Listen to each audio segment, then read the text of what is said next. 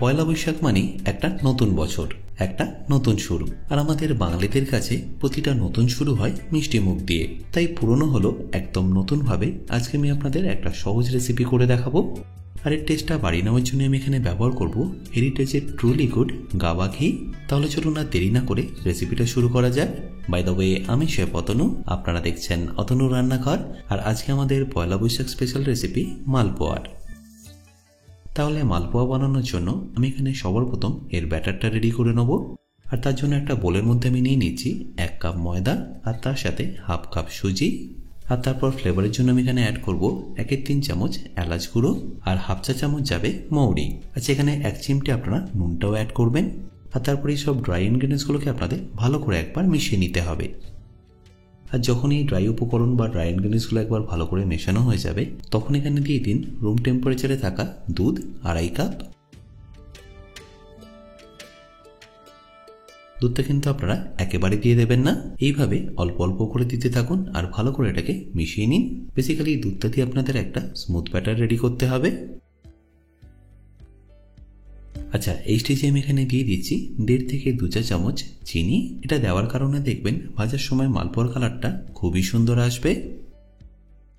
আর আশা করি নিশ্চয়ই দেখতে পাচ্ছেন এখন এটা একদম পারফেক্টলি স্মুথ হয়ে গেছে।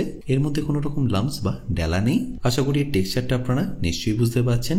আপনাদেরও ঠিক এই টেক্সচারটাই কিন্তু মেনটেন করতে হবে, তাহলে মালপোয়ার জন্য আমাদের ব্যাটার কিন্তু পারফেক্টলি রেডি। তাই এটাকে আমি সাইডে রেখে দিচ্ছি 10 থেকে 15 মিনিট রেস্টিংয়ে।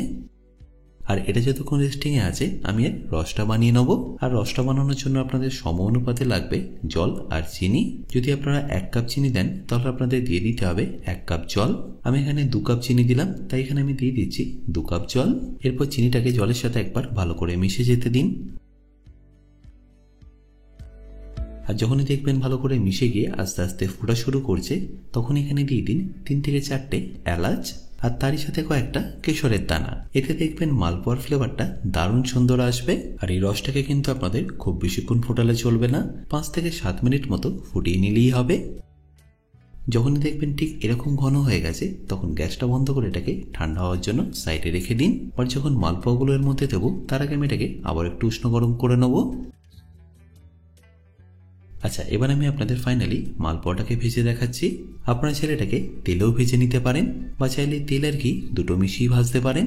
বাট আমি এখানে মালপোয়াটাকে ভেজে নেবো হেরিটেজের ট্রুলি গুড গাওয়া ঘি দিয়ে। ঘিয়ের পিওরিটি আপনারা কালারটা দেখেই বুঝতে পারছেন। আর এর নাটি অ্যারোমাটাও কিন্তু দারুণ সুন্দর। ঢালার সাথে সাথেই বুঝতে পারবেন পুরো রান্নাঘর কিন্তু এর গন্ধে ভরে যাবে। আর খুব বেশি ঘি এখানে আপনাদের লাগবে না, 6 থেকে 8 চা চামচ দিয়ে দিলেই হবে।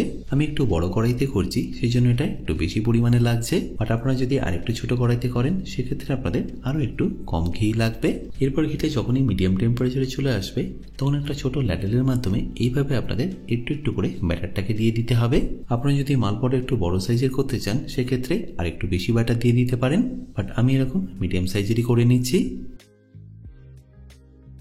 আর এটা যতক্ষণ ভাজা হচ্ছে, আমি এখানে রসটাকে একটু অল্প গরম করে নেবো। আর এই গরম করার সময় রসের মধ্যে দিয়ে দেবো হাফ চা চামচ মতো গোলাপ জল। আর রসটা ভালো করে গরম হয়ে গেলে আমি এটাকে বন্ধ করে রেখে দেবো।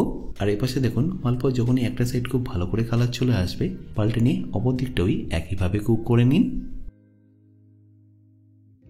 এরপর যখনই দেখবেন মালপোয়া দুদিকটাই খুব ভালোভাবে কালার চলে এসছে, তখন এটাকে রসের মধ্যে দিয়ে দিন। আর তারপরে একই প্রসেসে বাকিগুলো বানিয়ে নিন।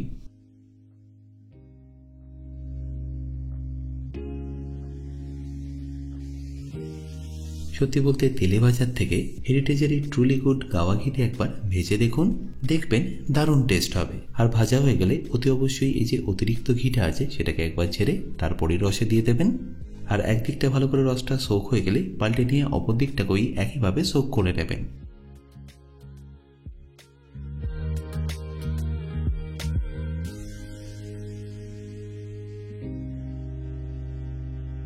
ব্যাস, তারপর ফাইনালি অল্প একটু খোয়া ঘি ছড়িয়ে এটাকে পরিবেশন করুন। আপনাদের পুরো বছরটা খুব ভালো কাটুক, সবাই সুস্থ থাকবেন, ভালো থাকবেন, আর পারলে দেখতে থাকবেন অতনু রান্নাঘর।